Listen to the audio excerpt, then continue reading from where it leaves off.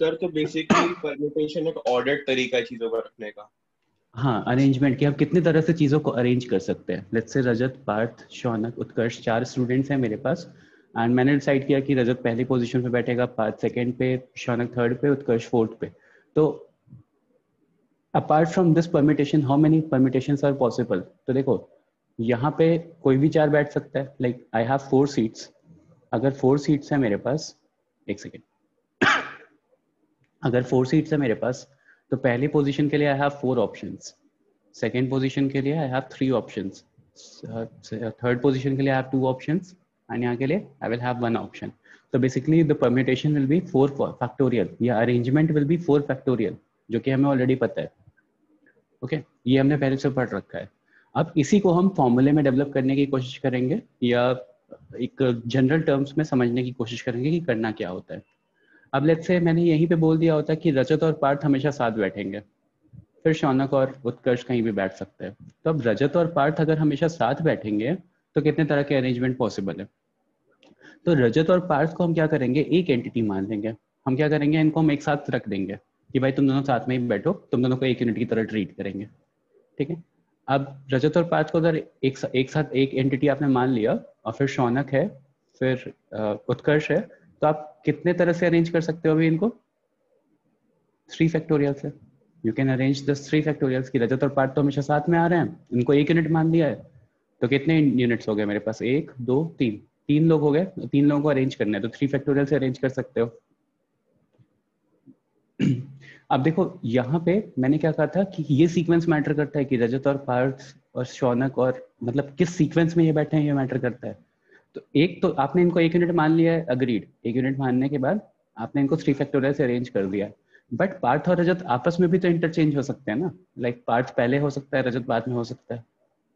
तो इसके लिए हम क्या करेंगे, मल्टीप्लाई बाय 2 कर देंगे। मल्टीप्लाई बाय 2 कर देंगे। क्यों मल्टीप्लाई बाय 2 करेंगे? क्योंकि रजत पार्थ को एक साथ रख करके मैंने 3 फैक्टोरियल से अरेंज किया, फिर पार्थ रजत को एक साथ रख करके मैं 3 फैक्टोरियल से अरेंज कर सकता हूँ। ठीक है। तो ऐसे सोचो कि सिनेमा हॉल में 4 सीट्स थी, एंड 4 सीट्स में रजत और पार्थ इन दो सीट, ये कॉर्नर सीट्स थी, सेंटर कॉर्नर सीट्स थी, ये पैसेज था। रजत बैठा यहाँ, पार्थ बैठा। ठीक है। और पार्थ और रजत हमेशा साथ बैठेंगे। तो अगर पार्थ शौनक के बगल, रजत शौनक के बगल बैठ रहा है, रजत या पार्थ शौनक के बगल बैठ रहा है, या उत्कर्ष के बगल बैठ रहा है, तो ये सारे के सारे अलग अलग अरेंजमेंट्स हैं। All these things are different arrangements. ठीक है। तो अगर कभी साथ वाला केस आएगा तो हम इसको एक यूनिट मान लेंगे। अगर मान लो मेरे पास ऐसा केस आ गया कि Rajat and Parth should not sit together, best friends थे दोनों पहले 6 महीने, बाद में क्या हुआ कि दोनों में कुछ ना कुछ झगड़ा हुआ, एंड ऐसा हो गया कि now they both will not sit together, तो कैसे निकालेंगे?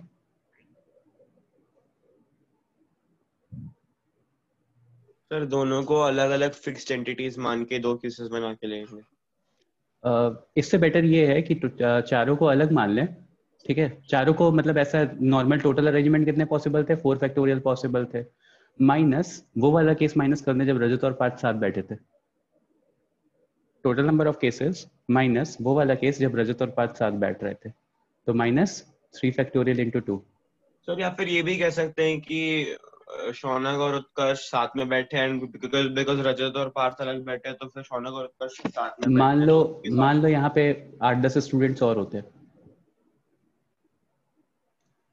फिर वो प्रॉब्लम क्रिएट करता ना।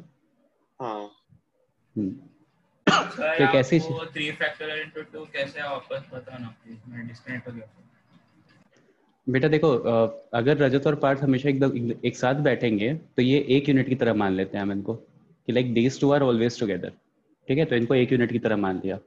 जैसे धमाल देखिए सबने, आदि एंड मानव वर 1 यूनिट। हाँ सर। हाँ सर। तो बस वैसे ही रजत एंड पार्थ को एक यूनिट मान आपको लिया। पता नहीं सर, मेरे दिमाग में अभी तक वही चल रहा था। तो रजत और पार्थ को मैंने एक यूनिट मान लिया। ठीक है। उसके बाद फिर शौनक और उत्कर्ष थे, तो अगर ये दोनों हमेशा साथ बैठेंगे तो इन दोनों को साथ बैठा दिया, इन दोनों को एक यूनिट मान लिया। फिर उसके बाद शौनक और उत्कर्ष, टोटल मेरे पास 3 यूनिट्स हो गए। तीनों को अरेंज करने का वे 3 फैक्टोरियल हो गया। 3 फैक्टोरियल से मैंने अरेंज कर दिया। अब रजत और पार्थ था, तो पार्थ और रजत भी तो हो सकता है ना। मैंने क्या कहा था स्टार्टिंग में लेक्चर के कि रजत पोजीशन मैटर करती है, अरेंजमेंट। रजत पार्थ शौनक उत्कर्ष ये एक अलग सीक्वेंस है, पार्थ रजत शौनक उत्कर्ष ये अलग सीक्वेंस है, और हर सीक्वेंस को हमें कंसिडर करना है, हर अरेंजमेंट, हर तरह के अरेंजमेंट को हमें कंसिडर करना है। तो 3 फैक्टोरियल तो इस केस से हो गया, बट अगर पार्थ और रजत हो गए तो वापस से एक और सीक्वेंस बनेगा 3 फैक्टोरियल का, तो मल्टीप्लाई बाय 2 कर दिया।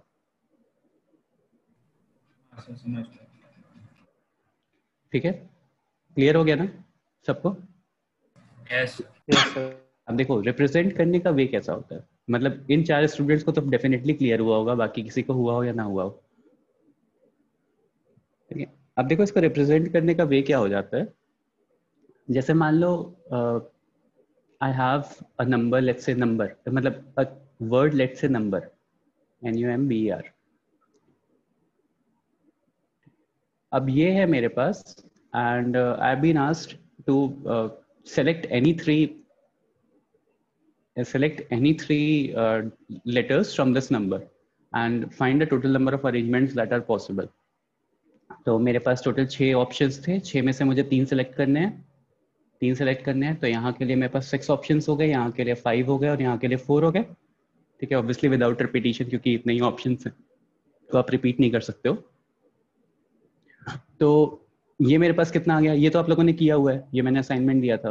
Let's say if I have a word number and उसके सारे अल्फाबेट्स थे, एंड मुझे इसमें से 3 अल्फाबेट शुरू करने थे, सेलेक्ट करने थे, then how many permutations, how many arrangements are possible, ऐसा पूछा था। तो for this I have 6 options, for this I have 5 options and for this I have 4 options.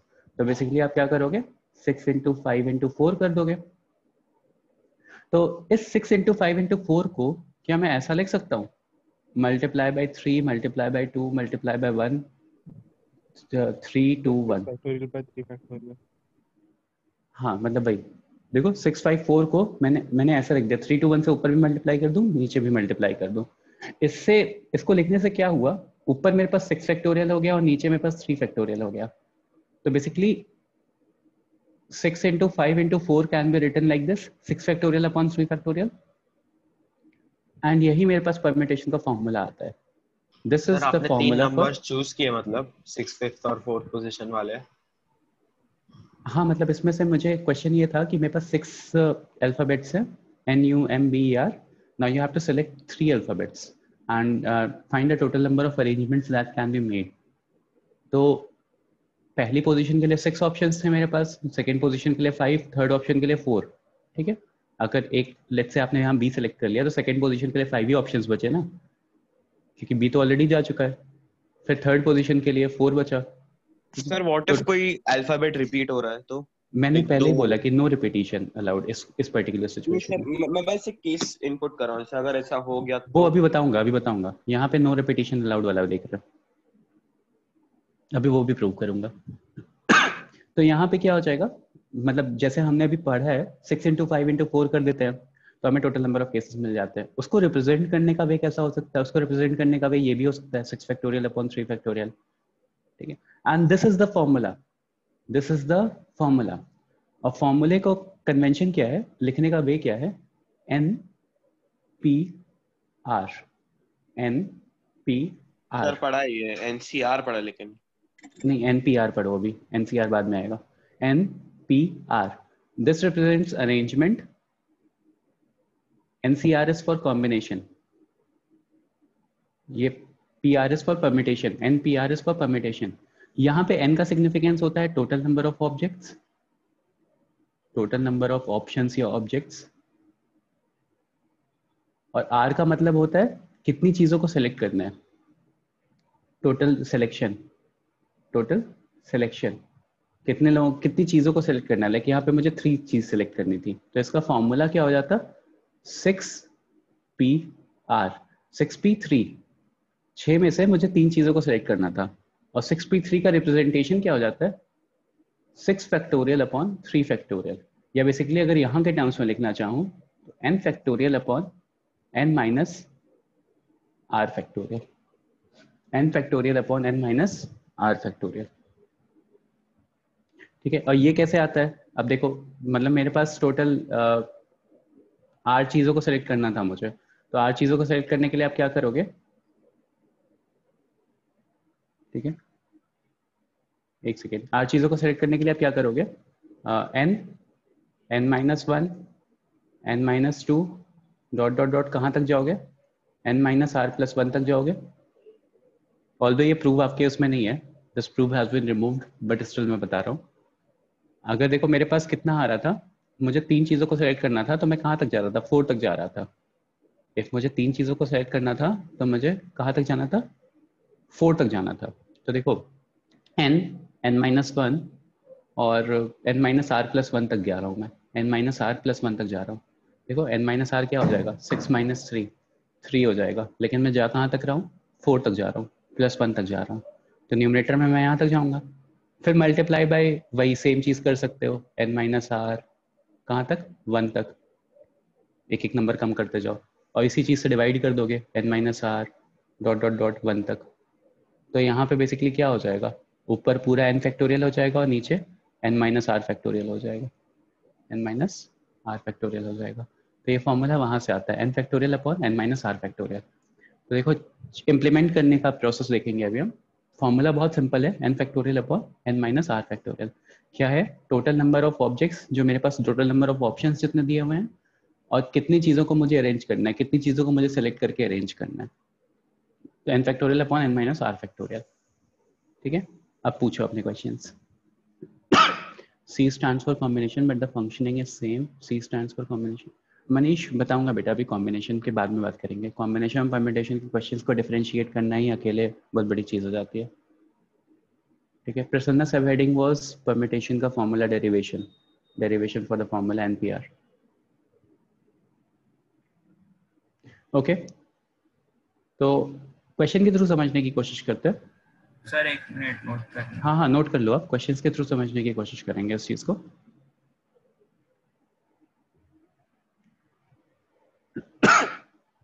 Formula derivation is out of the syllabus. यहाँ पे मैंने जब arrow देकर के बताया था, आउट ऑफ सिलेबस है ये।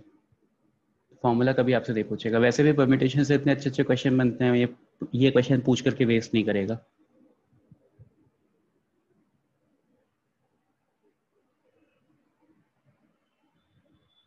सर एनसीईआरटी का हार्डेस्ट टॉपिक कौन सा है?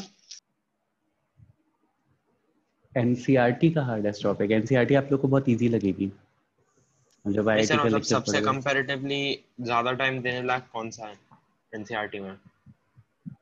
यार ऐसे तो सारे ही चैप्टर्स इजी ही हैं, पता नहीं, मतलब एनसीईआरटी के कंपैरिजन में मैं बता रहा हूँ कि एनसीईआरटी के कंपैरिजन में भी सारे चैप्टर्स को, मुझे तो सेट्स थोड़ा ज़्यादा टफ लगता है, मतलब एज उन बाकी सारे चैप्टर्स से, अगर वेन डायग्राम हाँ वाला सर, पोर्शन हटा दो तो। हाँ, तो बस बाकी सारी चीज़ें ईजी हैं। ठीक है, सबका नोट हो गया, मैं आगे बढ़ रहा हूँ।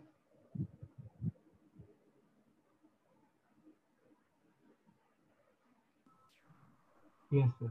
मनीष, फॉर्मूला चेंज होता है एनसीआर में, यहाँ आर फैक्टोरियल भी आता है, चेंज है।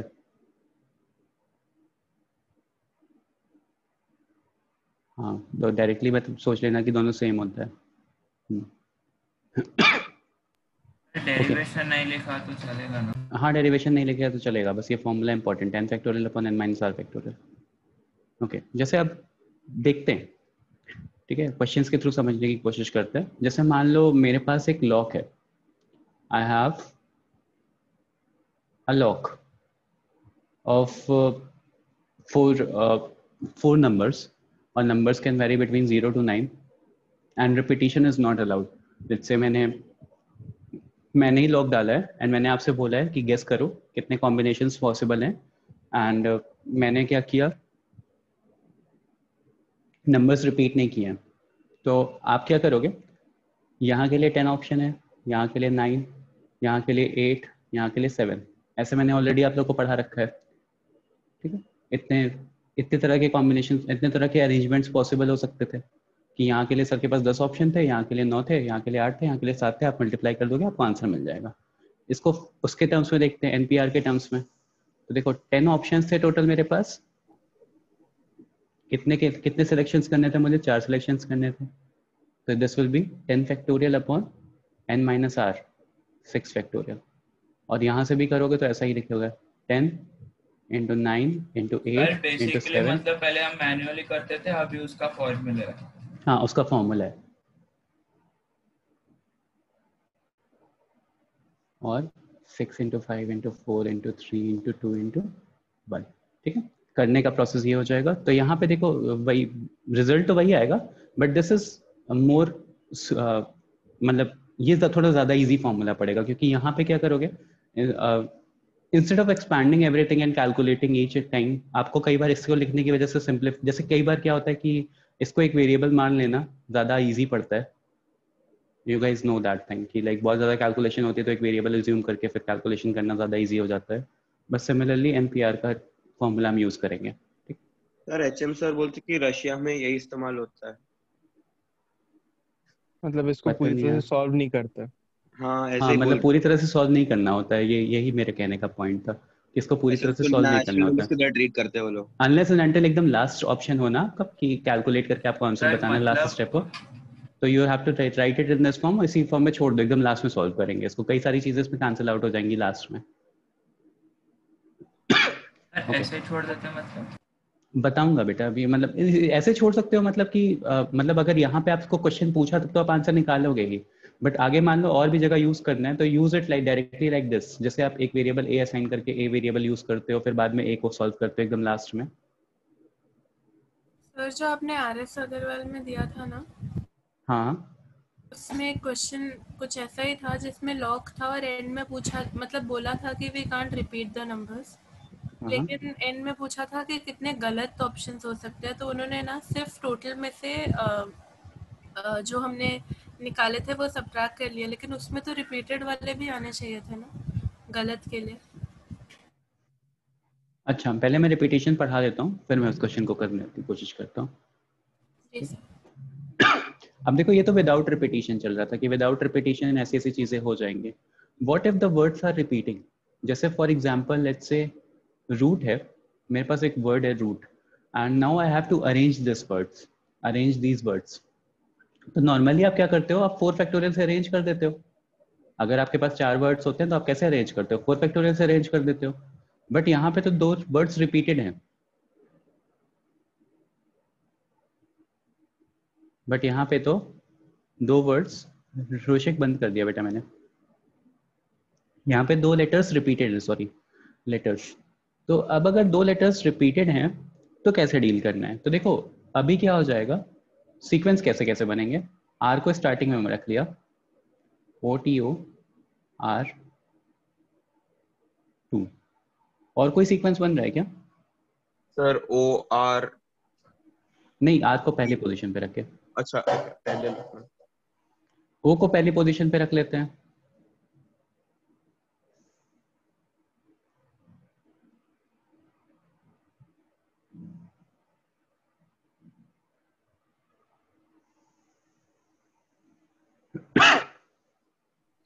सर एक डाउट है। हाँ बेटा पूछो। सर की आपने कहा था कि अरेंजमेंट में अगर हम मतलब ये जो एलिमेंट्स है रूट वर्ड के, अगर उनका पोजीशन चेंज किया तो अलग यूनिक ये बनेगा ना, सीक्वेंस बनेगा, अरेंजमेंट बनेगा। तो सर यहाँ पे 2 ओ है, तो आपने जैसे वो सेकेंड इसमें लिखा है ना ROTO, वैसे हम दूसरे 0 को वहां पे रख के एक और नहीं बना बट यहाँ पे ये दोनों सिमिलर हो गए ना, वही तो देख रहे हैं, ये दोनों सेम हो गए। अब कैसे केसेस बनेंगे वही चीज तो पढ़ने की कोशिश कर रहे हैं बेटा। Like this O and this O are identical, now how will I deal with this, या इसका नया फॉर्मूला क्या होगा, यही बताने की कोशिश कर रहा हूँ। और यहाँ पे T से करोगे, स्टार्ट करोगे तो कितने ऑप्शंस आएंगे, OR ORO ROO, और कोई ऑप्शन नहीं होगा, ठीक है। तो अब देखो क्या हो गया, टोटल मेरे पास 24 ऑप्शंस आने चाहिए थे टोटल, आई शुड हैव, मतलब मुझे 24 ऑप्शंस मिलने चाहिए थे यहाँ पे इस पर्टिकुलर सिचुएशन में 4 फैक्टोरियल के according, but all together when I summarised it and मैंने एक्सपैंड करके लिखा तो I am getting 12 options. 12 options क्यों ऐसा हुआ, बिकॉज 2 मेरे पास आइडेंटिकल चीजें मिल गई थी, I got 2 identical things in this. अब अगर ऐसा होता है कि 2 आइडेंटिकल चीजें मिल जाते हैं या ऑब्जेक्ट्स मतलब यहाँ पे देखो सारे ऑब्जेक्ट्स यूनिक थे। विदाउट रिपीटिशन का मतलब क्या हो गया, सारे ऑप्शंस यूनिक है मेरे पास, सारी चीजें यूनिक है मेरे पास। यहाँ पे दो चीजों का आइडेंटिकल हो जाने का मतलब, आइडेंटिकल हो जाने का मतलब कि ऑप्शंस रिपीट हो रहे हैं, मतलब ऑब्जेक्ट्स रिपीट हो रहे हैं मेरे पास। हो सकता है कई सारे सिचुएशन में ऐसा हो सकता है कि ऑब्जेक्ट्स रिपीट हो रहे हो। तो ऐसी सिचुएशन के लिए हम क्या करेंगे ना, 4 factorial upon 2 factorial, 4 factorial upon 2 factorial. फिर से देखो 4 फैक्टोरियल अपॉन 2 फैक्टोरियल। क्यों ये अपॉन 2 फैक्टोरियल आ रहा है, या basically n factorial upon p factorial. If p objects identical है मेरे, इफ p ऑब्जेक्ट्स आइडेंटिकल है मेरे, तो हम क्या करेंगे, n factorial total number of arrangement upon p factorial, ये करेंगे। ठीक है। अब देखो यहाँ पे क्या हुआ, जैसे मान लो इस पर्टिकुलर सिचुएशन में I had total 4 factorial options, divided by 2 factorial मैंने कर दिया, तो 24 डिवाइड बाय 2 करोगे तो 12 मिल रहा है, and 12 was the required answer. Now what will happen, जैसे मान लो एक और केस ले लेते हैं।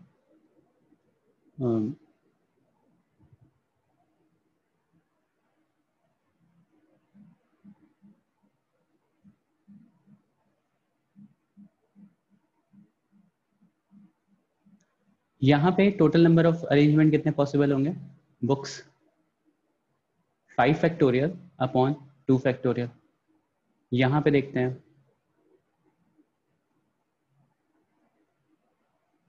मिसिसिपी की स्पेलिंग क्या होती है, MISS IPPI, मिसिसिपी IPPI। अभी सही है ना? Yes sir. हाँ ठीक है। तो लेट्स से यहाँ पे क्या होगा, तो यहाँ पे देखो टोटल नंबर ऑफ ऑब्जेक्ट्स कितने थे, टोटल नंबर ऑफ ऑप्शंस कितने थे, अगर इनको अरेंज करना है तो 1 2 3 4 5 6 7 8 9 10 11। ठीक है, तो 11 फैक्टोरियल।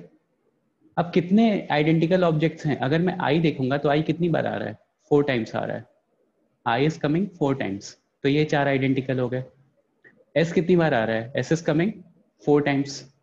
पी कितनी बार आ रहा है, एक और आइडेंटिकल है, 2 बार आ रहा है, एम तो यूनिक है। तो इन सारे आइडेंटिकल ऑब्जेक्ट्स को हमें डिवाइड करना होगा, इन सारे आइडेंटिकल ऑब्जेक्ट्स को हमें 2 फैक्टोरियल मल्टीप्लिकेशन से डिवाइड करना होगा। तो the final answer will be 11 factorial upon 4 factorial into 4 factorial into 2 factorial. जैसे मान लो मेरे पास वर्ड आता है, मतलब इसके लिए ऐड करके नहीं डिवाइड कर सकते फैक्टोरियल में? नहीं, फैक्टोरियल में मल्टीप्लिकेशन ही है, ठीक है, एडिशन नहीं है। अब देखो मैं 1 मिनट मुझे कंप्लीट करने दो, फिर अभी अपने आप सारे क्वेश्चंस कर लोगे। ठीक है, जैसे मान लो मेरे पास एक वर्ड है, लेट्स से मुंबई। तो मुंबई में कितने नंबर ऑफ अरेंजमेंट्स पॉसिबल हो जाएंगे? 6 factorial by 2 factorial. 6 factorial by 2 factorial. आपको बस इतना चेक करना है कि रिपीट कितने कितने कितने ऑब्जेक्ट्स हैं। ठीक है, जैसे मैंने कहा, क्या कहा था यहाँ पे, इफ आइडेंटिकल ऑब्जेक्ट्स हैं, p टाइम्स आइडेंटिकल ऑब्जेक्ट्स हैं, तो डिवाइड बाय p फैक्टोरियल कर दोगे। लेट्स से इफ फॉर्मूला दे रहा हूं, if total number of objects n थे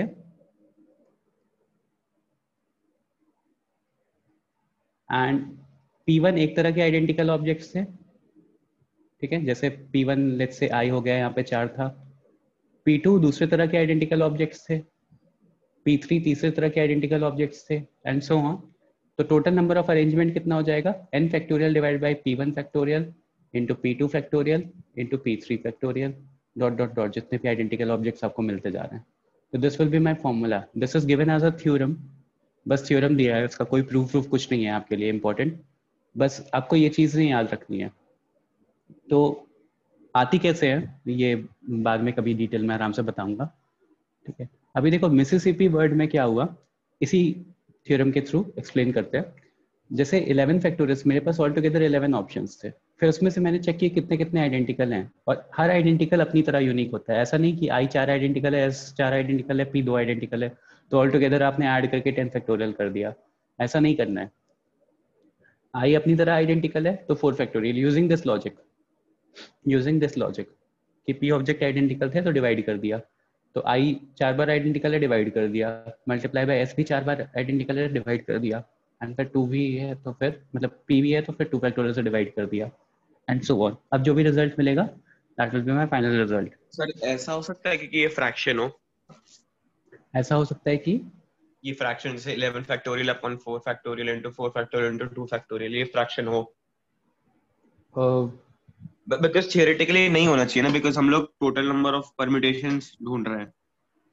बेटा देखो नहीं होगा, ठीक है। रीजन भी ये है कि जैसे मान लो जैसे आप 4 फैक्टोरियल 11 फैक्टोरियल लिखोगे तो पहले 4 फैक्टोरियल तो आराम से कट जाएंगे, 2 तो हमेशा ही आएगा।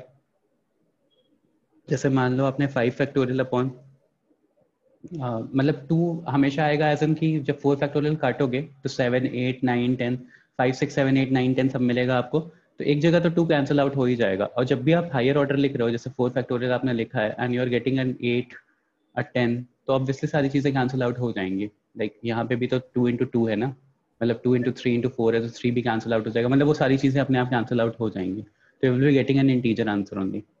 सर बट फिर इसको थियोरेटिकली प्रूव करना पड़ेगा।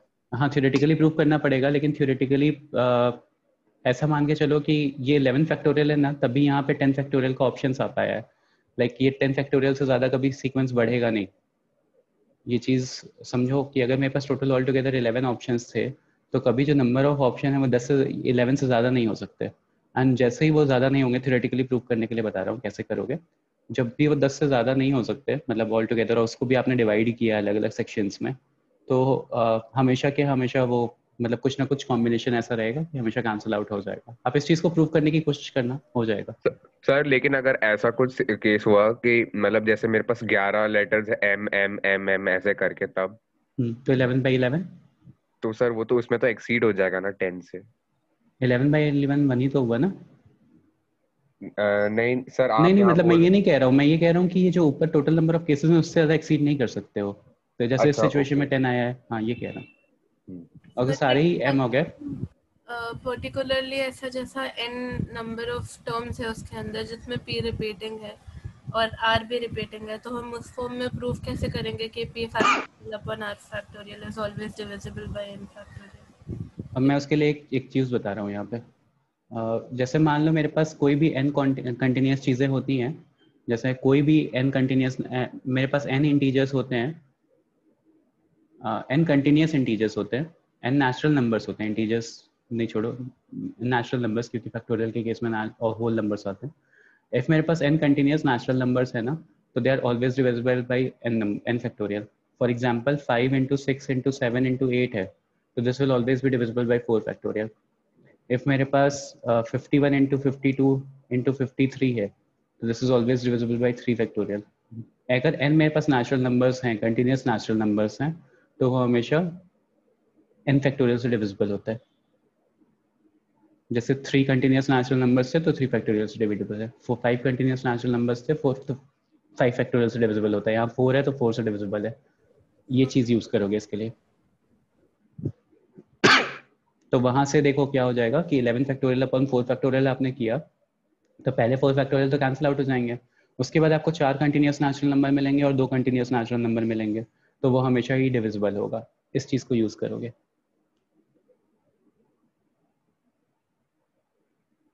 Okay, yes sir. Yes, sir.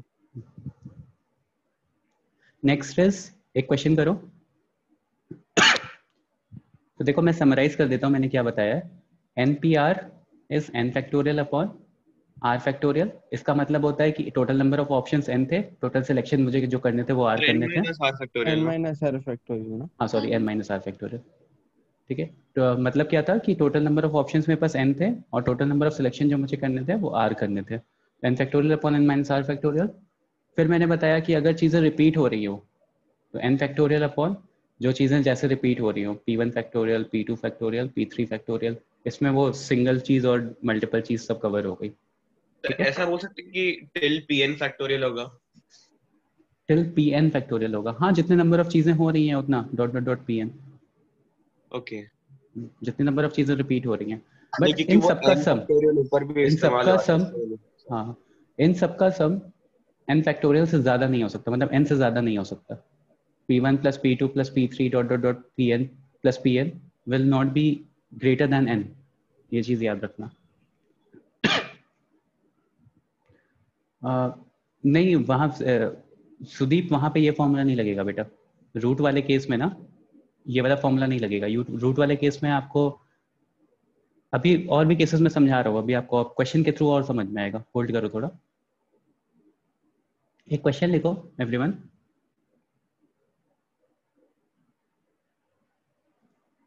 How many numbers lying between 100? How many numbers lying between 100 and 1000? How many numbers lying between 100 and 1000 can be formed with the digits? How many numbers lying between 100 and 1000 can be formed with the digits 0, 1, 2, 3, 4 and 5?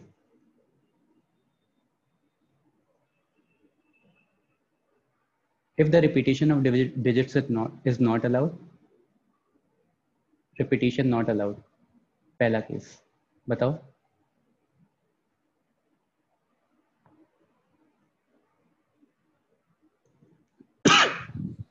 अगर ऐसे case में repetition allowed होता तो हम उसमें maximum number पकड़ते थे क्या?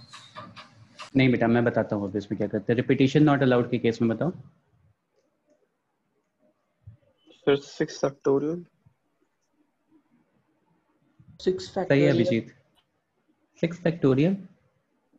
हाउ 100 से 1000 के बीच में कैन बी फॉर्म्ड, तो 101 बना सकते हो, 102 बना सकते हो, 999 तक जा सकते हो। तो तीन ही ऑप्शंस तो है ना आप लोगों के पास। 999 तक नहीं जा सकते। हाँ मतलब 543 तक जा सकते हो, तो तीन ही ऑप्शंस तो है ना आपके पास।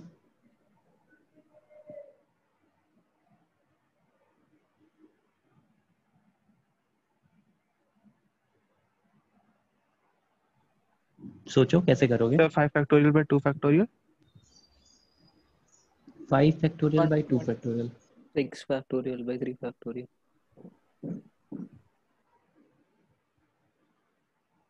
6 फैक्टोरियल बाय 3 फैक्टोरियल बेटा, उसमें तो 544 545 सब कुछ आ जाएगा। सुदीप पॉइंट समझो बेटा।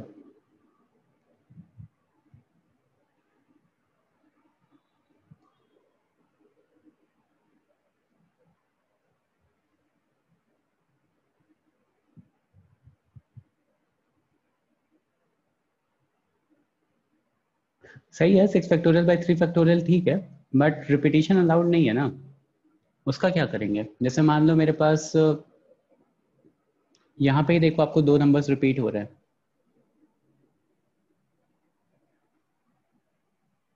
करेक्ट करो, सही है। सर तो 6 factorial by 3 factorial into 2 factorial. Into 2 factorial क्यों? अच्छा डिवाइडेड सर बाय, क्योंकि तो वहां तो तीनों भी रिपीट हो सकते हैं, 1 1 1 भी हो सकता है। हाँ तो सर एक और 3 फैक्टोरियल। बस ऐसा थोड़ी ना करोगे।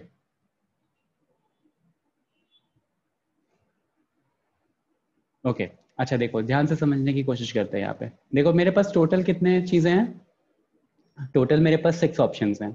टोटल 6 नंबर्स में फिल कर सकता हूँ।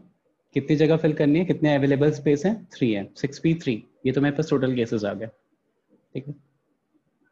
सही है अंचित। अब मेरे पास क्या होगा कि मुझे वो सारे केसेस माइनस करने पड़ेंगे जहां पे रिपीटिशन हो रहा हो।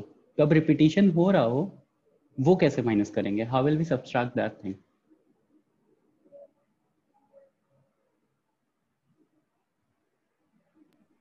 तो वही n factorial by p1 factorial p2 factorial लगा के। तो वो कैसे डिसाइड करोगे बेटा? वही कहने का मतलब है।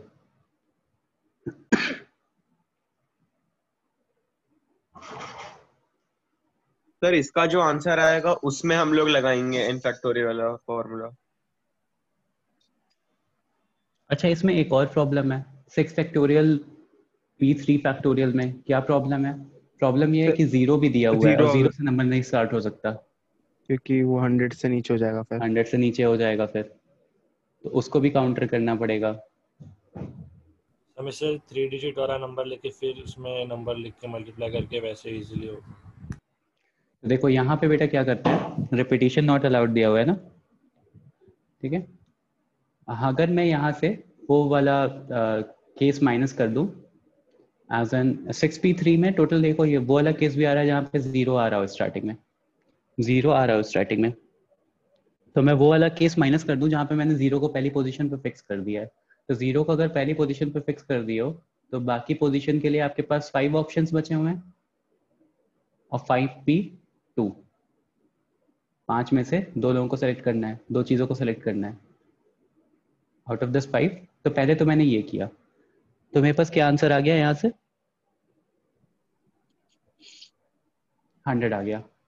और देखो यहाँ पे रिपीटिशन नॉट अलाउड, देखो बेटा 6 मेरे पास टोटल ऑप्शन थे, 6 में से 3 सेलेक्ट करने थे, ठीक है, ये कर लिया मैंने। बट यहाँ पे प्रॉब्लम क्या आई कि प्रॉब्लम ये आई कि मैंने पहली पोजीशन पे 0 वाले भी कंसिडर कर लिए, जबकि पहली पोजीशन पे 0 वाले नहीं कंसिडर कर सकते थे। तो उसके लिए मैंने क्या किया, मैंने पहली पोजीशन पे 0 को फिक्स कर दिया और फिर अरेंजमेंट देखा कितना आ गया, 5p2 आ गया। अगर पहली पोजीशन पे 0 को फिक्स कर दोगे तो बचे 5 ऑप्शन ही हैं आपके पास टोटल, और 5 में से कितने सेलेक्ट करने हैं आपको, 2 सेलेक्ट करने हैं, तो -5p2 कर दिया। तो ये वो वाले केसेस हो गए जहां पे 0 is coming at first position, ठीक है। तो 5p2 सबको समझ में आया होगा। अब देखो ये ऑलरेडी 6p3 जो फॉर्मूला होता है ना, already this formula is without repetition. If आप लोगों को याद हो मैंने बताया था कि ये डिस्टिंक्ट ऑब्जेक्ट के लिए फॉर्मूला होता है। Yes sir. तो हमें ये रिपीटिशन वाली चीज सोचनी नहीं है यहाँ पे, ये रिपीटिशन वाली चीज जो है ना वो सोचनी नहीं है यहाँ पे। क्यों नहीं वो सोचनी आएगा है, ही नहीं। वो आएगा ही नहीं, क्योंकि वो ऑलरेडी डिस्टिंक्ट चीजों को कवर कर रहा है यहाँ पे। तो 6p3 - 5p2 answer will be 100। फिर से ध्यान से सुनो, 100 से 1000 के बीच में मुझे 3 डिजिट का नंबर बनाना था। मेरे पास ऑप्शंस क्या क्या अवेलेबल थे, 0 1 2 3 4 5। तो मेरे पास 6 ऑप्शन अवेलेबल थे, 6 में से 3 सिलेक्शन किए, तो 6p3 सिंपल सा हो गया। बट अब वहां पे क्या हो गया कि स्टार्टिंग वाला 0 वाला जो केस था ना वो भी इग्नोर मारना था, क्योंकि 0 से 3 डिजिट का नंबर नहीं बनता है ना, सेंस नहीं बनता उसका। तो 0 को फर्स्ट पोजीशन पे फिक्स करके फिर मैंने देखा कि टोटल नंबर ऑफ केसेस कितने बन रहे थे। तो 0 को फर्स्ट पोजीशन पे फिक्स करने के बाद all together the total number of options that was left was 5, उसमें से 2 सेलेक्ट करने थे, तो 5p2। तो ये वो वाले केसेस हो गए जहां पे 0 is coming at first position. तो 6p3 total number of cases minus the cases in which 0 is coming as at first position, I will be getting the total number of options that I have, total number of arrangements that can be made. Okay, someone is saying कि 100 नहीं 60 आएगा, check कर लेते हैं। 6 factorial upon 3 factorial कितना हो जाएगा, 5 into 6 into 4 into 5 into 6 120 minus 5p2 कितना आ जाएगा, 60 है शायद। 3 into 4 into 5 3 into 4 into 5 20 into 3 that is 60। 5 factorial upon 3 factorial होगा ना बेटा, n upon 2 minus r factorial factorial, n minus r होता है, 3 फैक्टोरियल हो 3 factorial हाँ होगा। सर। 4 into 5 20, भव्य यही गलती कर दी होगी, ठीक है 100 आ जाएगा।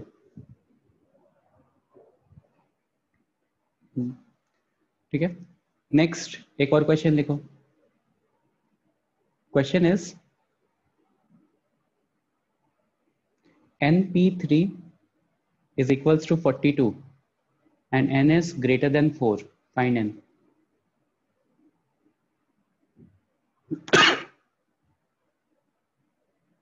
np5 कर लो इसको, sorry np5 is greater than 42, obviously n is greater than 4, तभी ये possible हो पाएगा।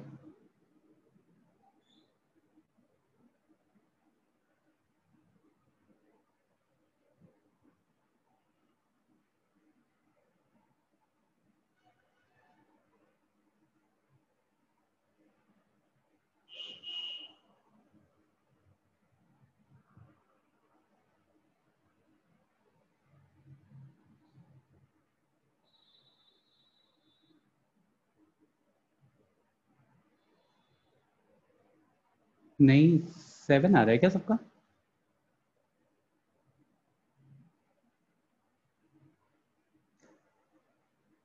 नहीं सर 7 नहीं होगा। बेटा आप लोग वही गलती कर रहे हो, n factorial upon n minus r factorial होता है।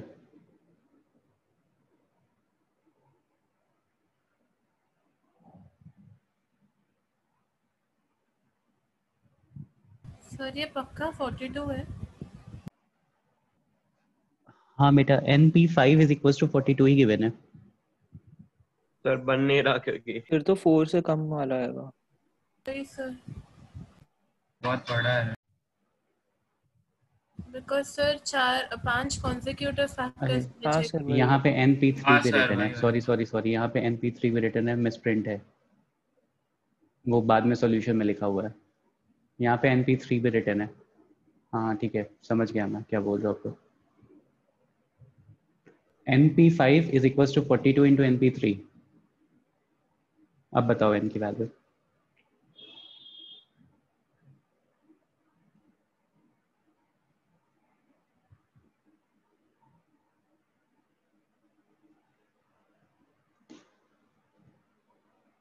हाँ सही है।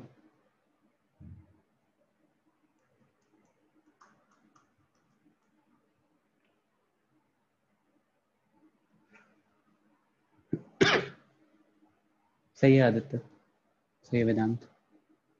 Ayush calculation mistake.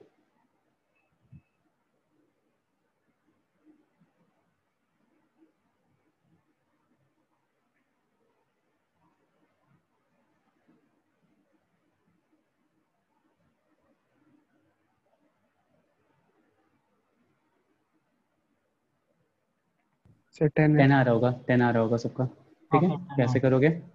n n-1 n-2 n-3 n-4 यही आएगा, is equals to 42 into n-1 n-2 into n। ये तीनों कैंसिल आउट कर दो। n-3 into n-4 is equals to 42। Quadratic यहाँ वाले से से सॉल्व कर लेंगे। n इज इक्वल्स टू 10 आ जाएगा। ठीक है, ओके। एक ऐसा एग्जाम्पल पकड़ के करने की कोशिश करते हैं जिससे कि सारी चीज़ें क्लियर हो जाएं।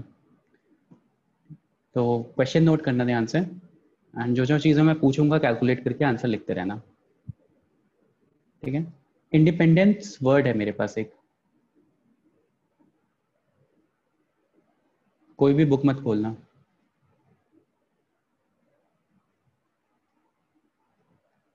ठीक है, ध्यान से देखो, इंडिपेंडेंस वर्ड है मेरे पास। ठीक है, इसके अरेंजमेंट्स बताने हैं। इन हाउ मेनी ऑफ, इसमें टोटल नंबर ऑफ अरेंजमेंट्स कुछ होंगे। ठीक है, उसमें से in how many arrangements, in how many arrangements, in how many arrangements, सबसे पहला ऑप्शन है do the word start with P.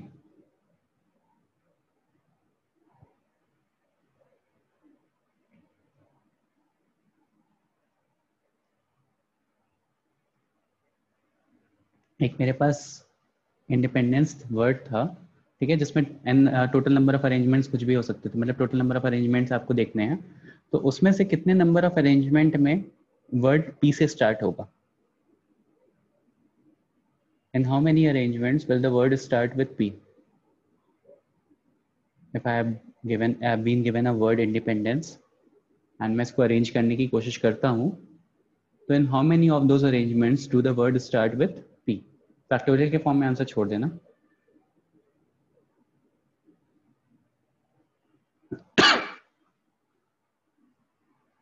Shaunak कुछ चीजें भूल रहे हो बेटा।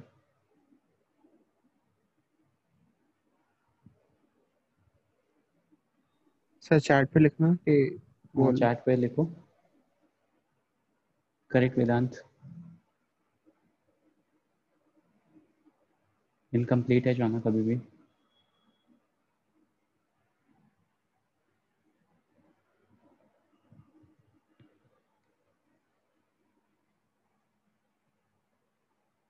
नहीं वेदांत आपका भी गलत था, सुदीप गलत है। अच्छा, टोटल अरेंजमेंट कितने पॉसिबल थे ये बताओ एवरीवन। बात सही है, टोटल अरेंजमेंट कितने पॉसिबल थे? Sir with pin start. नहीं, टोटल नंबर ऑफ अरेंजमेंट कितने पॉसिबल थे इंडिपेंडेंस वर्ड से? 12 factorial. 12. 12 factorial by factorial upon 4 factorial into 2 factorial into 3 factorial. क्यों? n कितनी बार रिपीट हुआ है? n 3 3 बार। times, 3 e बार, 4 E times, 4 बार, p 4 टाइम्स हुआ है, नहीं d 4 टाइम्स E हुआ है, d 2 बार हुआ है, e 4 E टाइम्स हुआ है, 1 2 हाँ 3 4। ठीक है, ये टोटल नंबर ऑफ अरेंजमेंट्स थे, ये टोटल नंबर ऑफ अरेंजमेंट थे। अब इसमें से अगर मैंने p को स्टार्टिंग में फिक्स कर दिया और फिर बाकी जितने भी ऑप्शंस थे उनको किया, तो ये बाकी 11 ऑप्शंस बचे होंगे। तो 11 फैक्टोरियल अपॉन, अभी भी e 4 बार रिपीट हो रहा है, n 3 बार रिपीट हो रहा है एंड d 2 बार रिपीट हो रहा है, 4 फैक्टोरियल 3 फैक्टोरियल 2 फैक्टोरियल। तो this is my answer for the first question. Clear हुआ सबको? सर एक डाउट है, हाँ आप वो 0 वाले पे जाओगे जिसमें 100 to 1000 बनाना था। हाँ। सर इसमें अगर मैं 3 ब्लैंक्स बना दूं और सर मैं समझ गई, मैं गलत नोट कर लिया। ठीक ठीक है, ये पहला आ गया, do the word start with P, in how many arrangements do the word start with P, तो इतने अरेंजमेंट्स में होगा। ठीक है, नेक्स्ट सेकेंड पार्ट इसी का, इन how many arrangements do all the vowels come together, in how many arrangements do all the vowels come sir together. Come together से क्या मतलब है? क्या बेटा? कम टुगेदर से क्या मतलब है? कम टुगेदर से मेरा मतलब था जैसे पार्थ और रजत को साथ में बैठाया था ना एकदम लेक्चर के स्टार्टिंग में, अच्छा, वैसा कि मतलब वो दोनों साथ ही बैठेंगे, कम टुगेदर।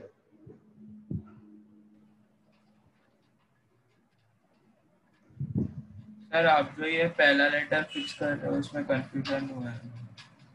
पहला लेटर क्या कर रहा हूँ मैं? फिक्स कर रहे हो। देखो अगर P को मैंने फिक्स कर दिया बेटा, तो मेरे पास कितने स्पेसेस बने? लाइक अगर मैंने बोल दिया कि अगर मेरे पास 12 सीट थी, ठीक है, if I had 12 seats in a movie hall, ठीक है, और 12 लोगों को मुझे अरेंज करना था, मैंने बोल दिया कि P तो भाई साहब यही बैठेंगे, कॉर्नर सीट पे ही बैठेंगे, तो बचे 11 ही लोगों को आपको अरेंज करना बचेगा ना। फिर P का हेडेक खत्म हो गया आपका। पॉइंट समझ में आया? सर मैंने वो चैट पे भेजा। अच्छा, आंसर भेज दिया। क्या है?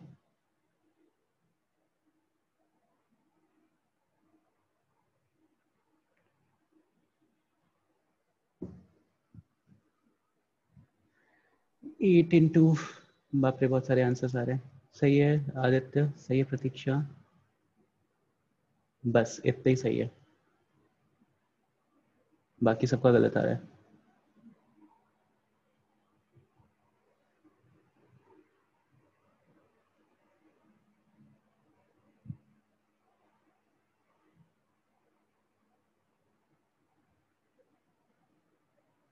नई बात गलत आ रहा है, वो मैंने देख लिया तुम्हारा। अब देखो कितने नंबर ऑफ वोवेल्स हैं, इसको समझने की कोशिश करते हैं। How many vowels are there? Sir एक अभी तो सही आई है, मैंने आपको भेजा। ई है, ई है, ई है और ई है।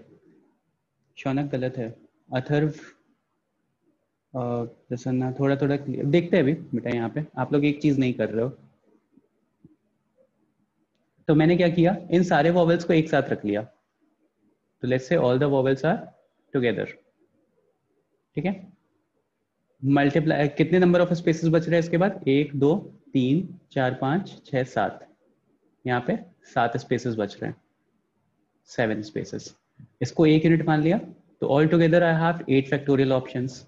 इस 8 फैक्टोरियल ऑप्शन में मुझे क्या करना पड़ेगा, कितने वर्ड्स रिपीट हो रहे हैं मेरे पास? ये तो सारे वोवेल्स एक साथ हैं, 1 यूनिट है, इनको छोड़ दो। उसके बाद D 2 बार रिपीट हो रहा है और M 3 बार रिपीट हो रहा है, तो बाई 2 फैक्टोरियल बाई 3 फैक्टोरियल। ये तो आपका इसका अरेंजमेंट हो गया। मल्टीप्लाई बाई, अब देखो इसको भी तो आपस में अरेंज कर सकते हो ना, जैसे उस पर्टिकुलर सिचुएशन में मैंने रजत और पार्ट 2 ऑप्शन थे, तो 2 फैक्टोरियल से अरेंज किया था उनको, मल्टीप्लाई बाई 2 किया था। यहाँ पे इनको आपस में 5 फैक्टोरियल से अरेंज कर सकते हो, और इसमें भी तो रिपीटेड है, तो divide by 4 factorial. This is my final answer. 8 factorial कैसे आया? क्या 8 फैक्टोरियल? Yes sir. 8 फैक्टोरियल कहाँ से आया? Yes. सारे वोवेल्स एक साथ बैठेंगे, सारे वोवेल्स को एक साथ रख लिया, उसको एक यूनिट मान लिया। Yes, sir. उसके बाद कितने ऑप्शंस Okay, बचे? okay. 7 ऑप्शंस बचे। तो 8 फैक्टोरियल से Yes. उनको अरेंज किया। और फिर इसमें रिपीटेटिव चीजें कितनी थी इस 8 फैक्टोरियल में? क्योंकि ये तो पूरा एक यूनिट है, इसको तो अलग छोड़ो। टोटल नंबर ऑफ रिपीटेटिव चीजें कितनी थी? तो 2 फैक्टोरियल, क्योंकि n और d रिपीट हुआ था तो वो कर दिया डिवीजन में। अब वापस में इसको भी तो 7 अरेंज करना पड़ेगा को। क्या 7 फैक्टोरियल नहीं 7 था वो। टोटल 7 केसेस यहाँ थे, एक यहाँ था, तो 8 फैक्टोरियल से अरेंज कर दिया। अरे वॉवेल्स एक साथ आएंगे, वॉवेल्स स्टार्टिंग में आएंगे, ये जरूरी नहीं है ना।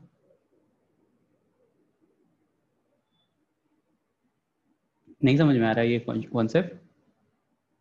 एक सिंपल सा वर्ड नहीं लेगा। सर समझ गया, मैं सिर्फ 7 का बोल रहा था। अच्छा नहीं, और यहाँ पे सिंस ये 8 फैक्टोरियल को तो आपने अरेंज कर दिया, अभी आपके पास इनको भी तो इंटरनली भी तो अरेंज करना है ना, इंटरनल वाले के लिए। तो उसको 5 फैक्टोरियल से अरेंज कर सकते हो, और उसमें भी तो कॉमन है, तो डिवाइड बाई 4 फैक्टोरियल।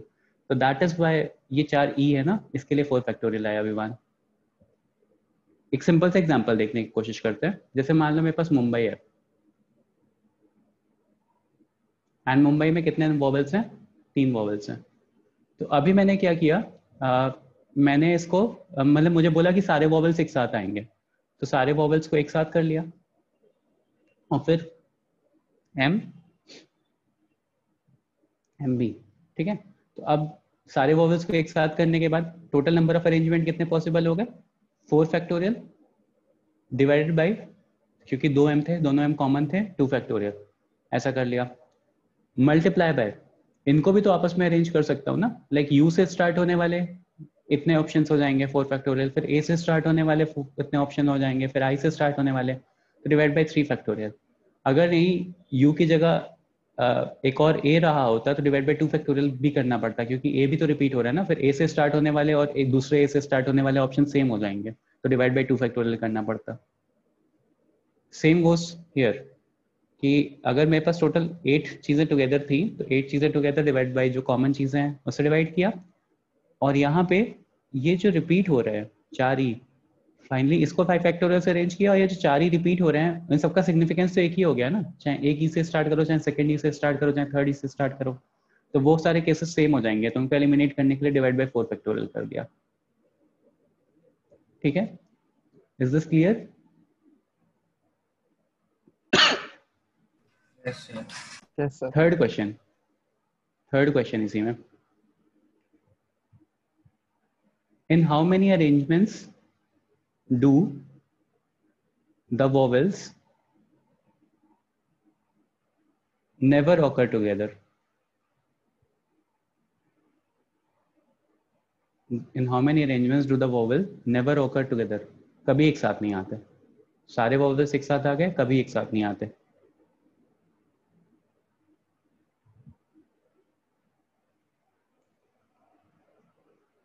कैसे निकालेंगे? टोटल माइनस वोवेल वाले, टोटल नंबर ऑफ केसेस, ये जो टोटल लिखा हुआ है मैंने सर्कल करके, माइनस जो सारे वॉवेल्स एक साथ आ जाए, सेकेंड पार्ट, तो total minus the second part. Sir लेकिन ऐसा भी हो सकता है ना कि 2 वॉवल साथ में हो बाकी नहीं हो, उनको भी तो लेना पड़ेगा हमें रेफरेंस में। एक second, do the vowels, question को पढ़ने दो। ऑल होना चाहिए था। हाँ, कुछ भी रहेगा, नॉट अकर ऑल टुगेदर, ऐसा होना हाँ ऐसा होना चाहिए, स्टेटमेंट ऐसा होना चाहिए, do all the vowels never occur together. Sir तो वो टोटल में से सब्ट्रैक्ट कर देंगे ना? हाँ, टोटल में से ये जो टोटल है माइनस ये वाला पोर्शन कर लोगे। ठीक है, क्वेश्चन चेंज कर लेना, do all the vowels never occur together. And fourth question is,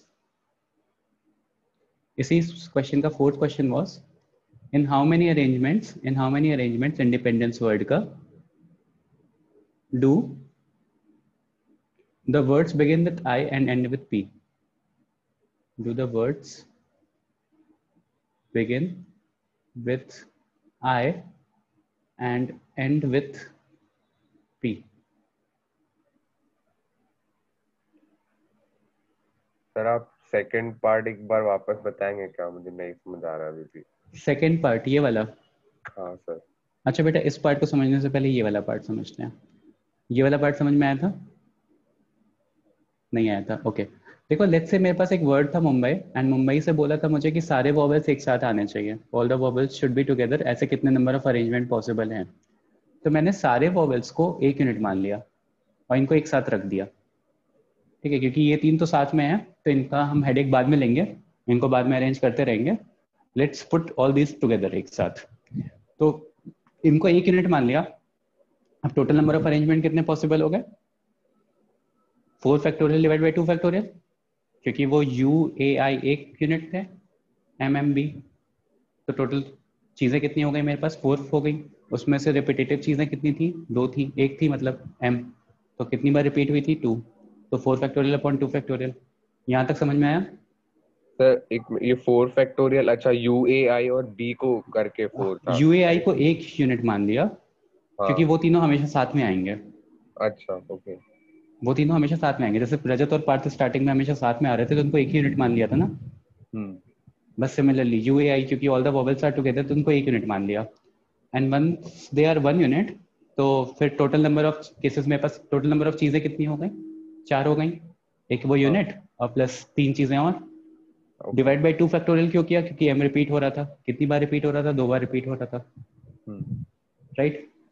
अब ये UAI जो है, ये भी तो आपस में चेंज हो सकते हैं ना, 3 फैक्टोरियल से अरेंज हो सकते हैं। लाइक U पहले बैठ सकता है, फिर A पहले बैठ सकता है, फिर I पहले हो सकता है। तो 3 फैक्टोरियल से आपस में भी तो अरेंज कर सकते हो ना इनको। तो वो मल्टीप्लाई बाई 3 फैक्टोरियल किया। ओके अब देखो यहाँ पे, यहाँ पे मेरे पास था कि सारे वॉवल्स एक साथ आने चाहिए, तो सारे वॉवल्स जितने सर्कल्ड हैं वो सारे वॉवल्स हैं। टोटल कितने हैं? 5 हैं। दिख रहा है? हाँ सर। तो 5 एक साथ आएंगे तो इनको एक यूनिट मान लिया। बचे वर्ड्स कितने हैं? 7 लेटर्स बचे, ठीक है। टोटल 12 थे, 12 में से 5 माइनस करोगे, 5 को एक साथ रख लिया तो 7 लेटर्स बचे ना। हाँ सर। तो 7 प्लस एक ये एक पूरा यूनिट, इनको बोल दिया कि टोटल 8 चीजें हैं अरेंज करने के लिए। अब क्योंकि ये पांचों एक साथ ही बैठेंगे लेकिन है तो एक यूनिट ना, तो इनको 8 फैक्टोरियल से अरेंज किया। अब उसमें देखो N रिपीट हो रहा था और D रिपीट हो रहा था, तो N 3 बार रिपीट हो रहा था इसलिए 3 फैक्टोरियल, और D 2 बार रिपीट हो रहा था इसलिए 2 फैक्टोरियल, ठीक है। अब वापस से जो एक यूनिट जिसको माना था I और 4 बार E था, इसको भी तो अरेंज करना पड़ेगा ना, जैसे UAI को किया था। हाँ सर। तो उसके लिए इनको अरेंज करने के लिए 5 फैक्टोरियल, और फिर इसमें भी कॉमन थे तो डिवाइड बाय 4 फैक्टोरियल कर दिया। समझ गया, ठीक है ना। ओके नेक्स्ट ये वाला पार्ट हम कर रहे थे। तो do the words begin with I and and with P। तो अब देखो I कितनी बार है और P कितनी बार है। बहुत सारे बच्चों का आंसर सही आया हुआ है। I is 1 times and P is also 1 times। तो I और P को फिक्स कर देते हैं। बीच में कितने ऑप्शंस बचेंगे मेरे पास? 10 ऑप्शंस बचेंगे। तो 10 फैक्टोरियल अपॉन, अब देखते हैं क्या क्या रिपीट हो रहा है। N रिपीट हो रहा है, D रिपीट हो रहा है और E रिपीट हो रहा है। तो 4 फैक्टोरियल, 3 फैक्टोरियल, 2 फैक्टोरियल, ये आंसर आ जाएगा। दो एलिमेंट में से कोई एक रिपीट हो रहा होता, कोई एक रिपीट हो रहा होता तो हाँ सर। चलो ठीक है, वो वाला केस भी देख लेते हैं सर। तो उसको हम लोग एक ये मानेंगे, एक यूनिट मानेंगे। अब नहीं देखो बेटा, वहां पे नंबर ऑफ नीचे जो चेंजेस है ना वो चेंज हो रही होती है। जैसे मान लो ये वाला एग्जांपल देखते हैं, मुंबई वाला एग्जांपल देखते हैं। मुंबई है एंड मुंबई में मुझसे बोला है कि M से ही स्टार्ट होना चाहिए। तो M से अगर स्टार्ट होगा तो बची हुई चीजों को आप 5 फैक्टोरियल से अरेंज कर दोगे। फिर अगर लेट्स से मेरे पास डबल I होता तो बची हुई चीजों को आप क्या करते? 6 फैक्टोरियल अपॉन 2 फैक्टोरियल कर देते। जो ऑलरेडी एक्सक्लूड हो चुका है उससे हमें कुछ मतलब नहीं है। क्या बेटा? जो ऑलरेडी एक्सक्लूड हो चुका है उससे हमें मतलब नहीं है फिर। हाँ उससे हमें मतलब नहीं है, मेरे कहने का यही मतलब है। लाइक जैसे इंडिपेंडेंस वर्ड में लेट्स से अगर N से स्टार्ट करना होता मुझे, लेट्स से यहाँ पे मिटा रहा हूँ मैं इसको, इफ मुझे N से स्टार्ट करना होता तो N को N से स्टार्ट कर दो, तो किसी भी N से स्टार्ट करो वो चीजें सेम ही हो जाएंगी ना। तो एक N से स्टार्ट कर दिया, बाकी कितने ऑप्शन बचे मेरे पास? 11 फैक्टोरियल अपॉन n को फिक्स कर दिया लेट्स से, तो 11 फैक्टोरियल अपॉन में e कितनी बार आ रहा है 4 फैक्टोरियल, d कितनी बार आ रहा है 2 फैक्टोरियल, अब n कितनी बार आ रहा है, अब n 2 ही बार आ रहा है 2 फैक्टोरियल। तो ये हो जाता है। जिसको फिक्स कर दिया उसको तो देखना ही नहीं है ना अरेंजमेंट में, उसको तो हटा दिया साइड से अरेंजमेंट से, समझ गया। बाकी बची हुई चीजों को कर दो। सर लेकिन सर प्रतीक्षा आप समझ गए ना अभी जो आप पूछ रहे थे? सर लेकिन जैसा अभी मेरे पास 4 ई हैं, तो उसमें से कोई भी ई फर्स्ट पोजीशन पे तो आ ही सकता है ना, मतलब आपके केस में n। सर हर एक ई पे एक वैसा कॉम्बिनेशन बन सकता है, एक वर्ड सेम वर्ड। वो थोड़ा सा डाउट आ रहा है तो अभी। डिवाइडेड बाय हमें नंबर 4 भी करना पड़ेगा शायद। अच्छा मैं समझ गया आप लोग क्या कह रहे हो। जैसे आप लोग ये कह रहे हो कि एक m ये वाला और एक m ये वाला दोनों स्टार्टिंग में फिक्स हो सकता है, राइट? हाँ सर, मुंबई 2 बन सकते हैं। फिक्स कर दिया, जैसे ही आपने m फिक्स कर दिया तो उसके बाद भी जो टोटल वर्ड के अरेंजमेंट्स है उसमें 2 बार तो m आ ही रहा है ना, तो टोटल बाय 2 फैक्टोरियल शायद होगा। I am not sure but शायद। नहीं होगा। जैसे मान लो यहाँ पे मुंबई होता, बस एक सिंपल सा ले रहा हूँ, ठीक है? ऐसे देख लो, छोटा सा एग्जांपल लेकर के इसको प्रूव कर लेते हैं। लेट्स से एक बुक है मेरे पास, ठीक है? अगर मैंने बोल दिया कि ओ को पहली पोजीशन पे फिक्स करना है, तो ओ को पहली पोजीशन पे फिक्स करना है, तो मैं कह रहा हूँ इसका 3 फैक्टोरियल आंसर हो जाएगा। आप कह रहे हो 3 फैक्टोरियल इंटू 2 आंसर होगा, यही ना? बाय 2। तो देखते हैं बाई 2, ठीक है देखते हैं। तो यहाँ पे ओ बी के ओ के बी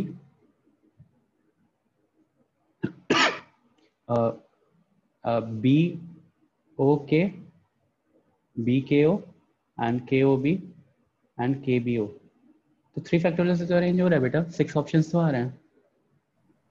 सर वो बोल रहे हैं और दूसरा ओ भी होगा। दूसरा ओ हो चाहे पहला ओ हो, ऑप्शंस तो यही 6 बनेंगे ना। लाइक ये दोनों ओ एक ही है। अब आप ये कह रहे हो कि सर ये O1 है और ये O2 है, तो O2 को पहले रख दे O1 को, तो वो सेम ही वर्ड्स मिलेंगे आपको। यहाँ पे you will be getting the identical things. तो जो मैं बता रहा हूँ वो सही है कि अगर एक ओ को फिक्स कर दिया मैंने, तो उसको अरेंजमेंट से हटा दो, बाकी जितनी भी चीजें उनको अरेंज कर लो। Okay sir. प्रतीक्षा क्लियर हुआ अभी? हाँ जी सर। तो वही सेम वर्ड कि मुंबई है अगर, तो एम को हटा दो क्योंकि वो तो ऑलरेडी फिक्स हो चुका है, उसका अरेंजमेंट आपको देखना ही नहीं है। तो बची हुई जितनी भी चीजें उनको अरेंज कर दो, बस सिंपल सा ऐसे कॉन्सेप्ट दिमाग में सिंपल रख के चलोगे तो चैप्टर बहुत सिंपल है। बेटा आपको समझ में आया जिसने पूछा था बेटा कि सर अगर वो रिपीटेटिव वाली चीज हो जाएगी तो? समझ में आ गया ना? अच्छा देखो क्वेश्चन एक्सरसाइज 7.3 मस्ट है। एक्सरसाइज 7.3 और एक इंडिपेंडेंस और डॉटर वाला एग्जाम्पल मैंने लगवाया हुआ है। मैं क्वेश्चन नंबर बता दे रहा हूँ जो बहुत इंपॉर्टेंट क्वेश्चन हैं, इतने तो आपको लगाने ही है। तो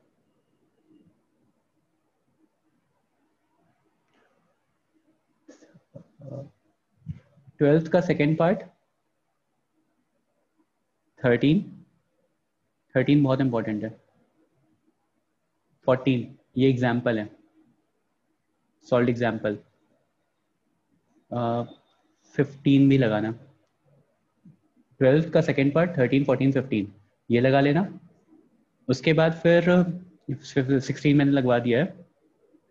एक्सरसाइज 7.3 में करनी तो पूरी एक्सरसाइज है, बट ये क्वेश्चंस मस्ट हैं जो मैं बोल रहा हूँ अभी। क्वेश्चन नंबर 5 से लेकर के 11 तक, क्वेश्चन 5 to 11 ये मस्ट है, करनी तो पूरी एक्सरसाइज ही है कंप्लीट।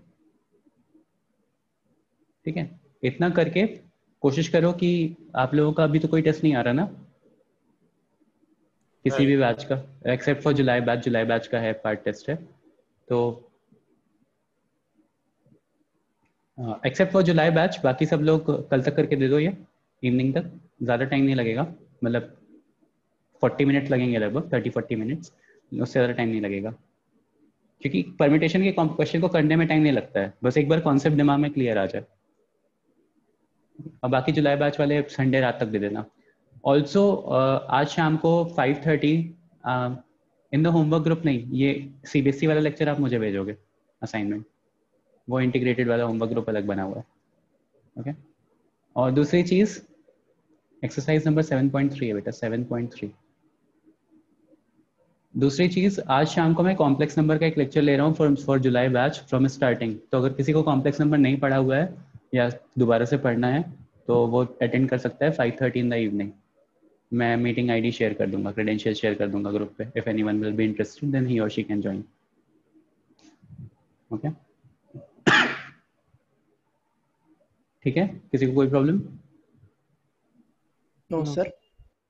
ठीक है, चलो फिर एंड कर रहा हूँ मैं session. Thank you everyone. Sir and thank you sir. And नहीं कर रहा हूँ, मतलब होस्ट चेंज कर रहा हूँ। हाँ सर।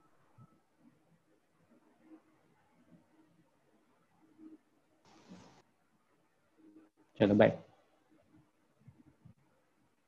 Bye sir.